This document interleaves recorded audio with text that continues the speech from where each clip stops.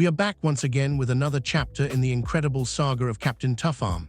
This story begins shortly after Craig left his adoptive father's home, ready to forge his own path. He slipped into his green and black super suit, the very one Lil Blaze had made for him, and took to the skis. He battled monstrous creatures, fought off demons from other dimensions, and single-handedly stopped devastating natural disasters. The world quickly learned his name, Captain Tuffarm. He became the planet's most beloved and famous superhero almost overnight.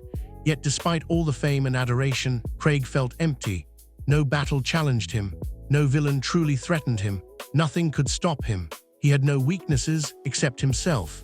Deep down, he still carried scars from a life he couldn't remember. He knew he must have once been more like the humans he now protected. He needed answers. Craig heard rumors of a powerful Egyptian wizard named Hermal Zudin, a man who might be able to unlock his lost memories. With no other leads, he flew straight to Egypt. Hermal was a mysterious figure of Norwegian descent who had mastered the ancient mystical arts of Egypt. He was dangerous and not to be trusted, but Craig was desperate. The wizard cast a dark, forbidden spell designed to rip memories directly from Craig's flesh and blood. What Hermal didn't anticipate was how violently Craig's alien mutation would react to the magic. The spell worked partially. Flashes of Craig's past came rushing back. He had once been more human than he realized. Born deformed on the moon Bolok, orbiting the planet Kolob, cast out by society, abandoned, raised by rodents, a soldier. Then the destruction of his entire world. That was all the wizard could recover. Frustrated and filled with even more questions, Craig left Hermal and flew into deep space to think. As he drifted silently among the stars, he suddenly heard a voice, one that sounded strangely similar to his own. It was coming from inside his pants. Confused, Craig pulled them down and came face to face with something impossible. His own penis had a face. It had arms, hands, and was even dressed in full military gear, a Vietnam War soldier uniform. It looked up at him with cold eyes and spoke.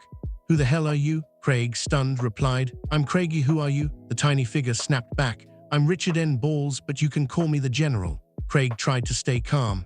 "Nice to meet you." The General cut him off with pure hatred in his voice. "I've known you my whole life. I know every disgusting thing you've done, and I will not let you destroy this world the way you destroyed ours." Craig demanded answers about his past, but the General refused to talk. What followed was a brutal, one-sided fight. Craig punched, beat, and choked the General, but no matter how hard he hit him, the General just laughed.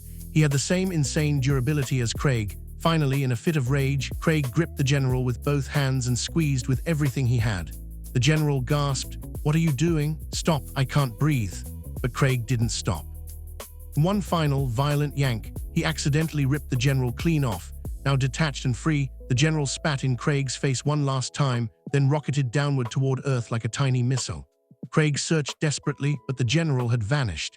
In that moment, Craig realized what he had done.